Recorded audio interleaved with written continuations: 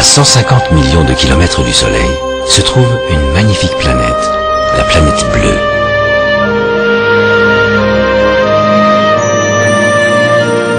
Ce coin de paradis, c'est notre maison. La troisième planète la plus proche du Soleil, la première à posséder une lune.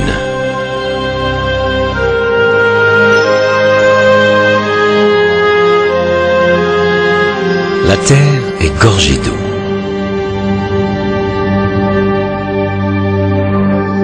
Nous avons des océans, une atmosphère chargée en vapeur d'eau et de la glace. Là où il n'y a pas d'eau, on trouve des déserts, mais quand il y en a, on trouve la vie à profusion.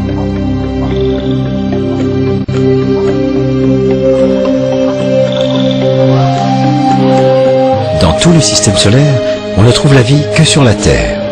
C'est ce qui la rend si précieuse.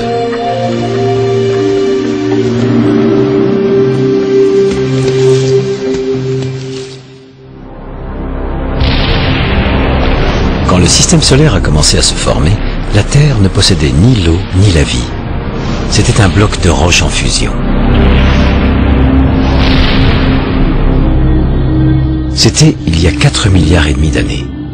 Les éléments les plus lourds ont alors coulé au centre de la Terre. Le noyau interne se compose de fer et de nickel à l'état solide. Tout autour, on trouve un noyau externe en fusion. Et encore autour, le manteau. On a pu étudier la structure interne de la Terre grâce aux ondes sismiques.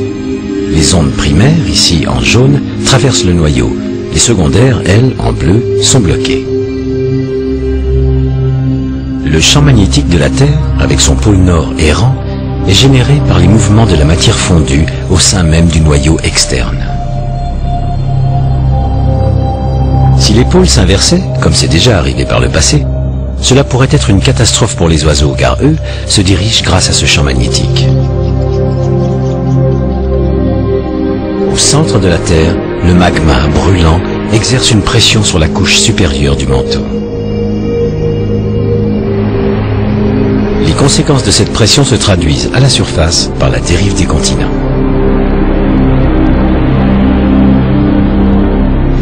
Il suffit de regarder sous la mer pour en avoir la preuve. Ici, une longue crête au milieu de l'océan. La roche en fusion a surgi brusquement du manteau et a séparé les plaques qui portent les continents. Videz les océans, il ne restera plus que les plaques.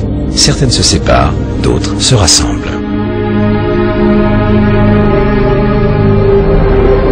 Là où les plaques se sont rencontrées, des volcans ont surgi. Il semblerait que la vie soit née là, dans les fissures des océans. Sur la Terre, les premiers végétaux sont apparus. Parce qu'ils rejetaient de l'oxygène, ils ont pu modifier l'atmosphère et la rendre respirable.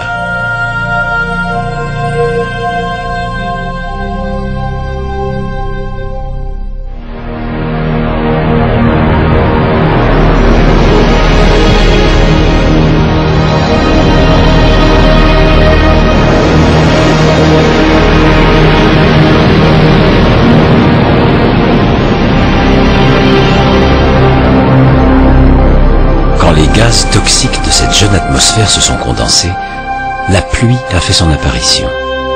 Les flaques sont devenues des lacs, ces lacs des océans. Aujourd'hui, ces eaux couvrent plus de 70% de la planète. Elles ont emprisonné le dioxyde de carbone, nous offrant alors une atmosphère composée de 1/5 d'oxygène et de 4/5 d'azote.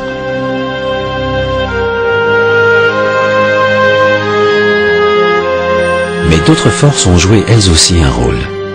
La nuit, on a l'impression que les étoiles voyagent dans le ciel, mais ça n'est qu'une illusion.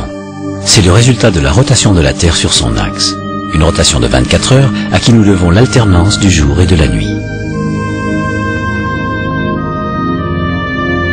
Il en va de même avec le Soleil. Lorsque son ombre diminue sur nos cadrans solaires, ce n'est pas lui qui bouge, mais la Terre.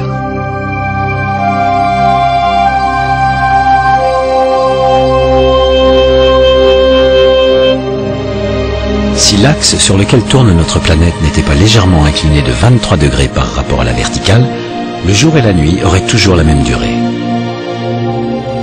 Ajoutez à cela le fait que la Terre tourne autour du Soleil et vous expliquez le phénomène des saisons. La Terre met 1 an pour parcourir son orbite. Chaque jour, l'angle formé par la lumière du Soleil tombant sur un point de la Terre change légèrement. En une saison, cet angle varie énormément et en 6 mois, il change du tout au tout. À partir de là, c'est l'hiver dans l'hémisphère nord avec des journées courtes et fraîches et l'été dans le sud avec des journées longues et chaudes.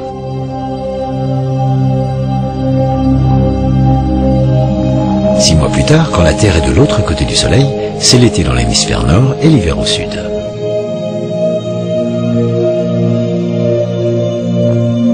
Les changements de saison impliquent des changements dans les couchers de soleil.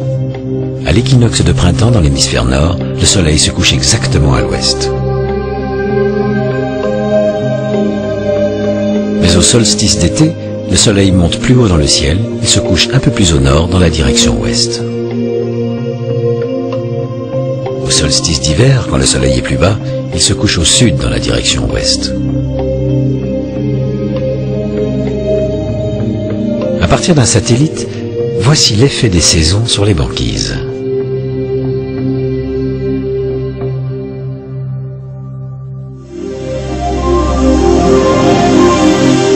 Les océans influencent notre climat.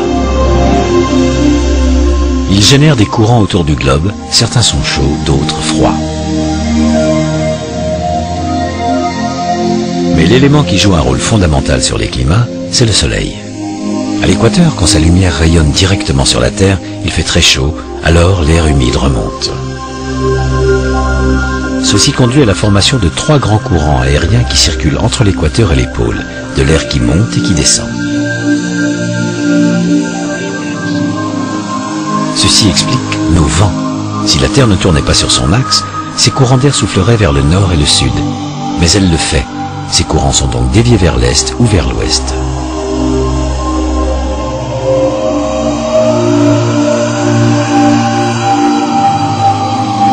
Au-dessus de l'Afrique du Nord, il y a peu de nuages, car c'est de l'air sec qui descend, tandis qu'au nord et au sud, c'est de l'air humide qui remonte. Se déplaçant d'ouest en est en passant par l'Atlantique Nord, le Gulf Stream transporte les eaux chaudes des Caraïbes vers l'Europe. L'Europe a de la chance. Le Gulf Stream offre au flanc nord-ouest de ce continent un climat océanique tempéré.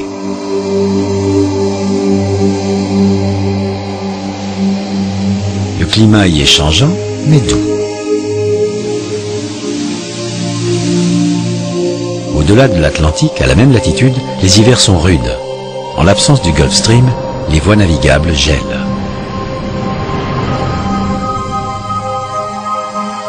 Quand les océans et le soleil conspirent ensemble, ils déchaînent des typhons et des ouragans. Ces derniers se développent sur la mer à partir d'orages tropicaux, le soleil réchauffant d'énormes quantités d'air humide. L'air se déplace alors en spirale de plus en plus vite, avec des vents qui atteignent parfois plus de 300 km/h. Et s'il frappe les côtes?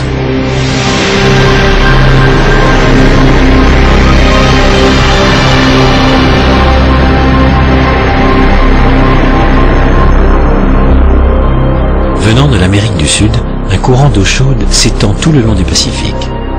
C'est le travail d'El Niño, ici en rouge. El Niño peut provoquer la colère des climats. Il se déchaîne quand la structure même des alizés se modifie. À l'ouest, l'océan se refroidit. À l'est, il se réchauffe.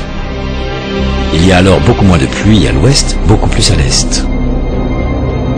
Mais le cours d'El Niño affecte le monde entier.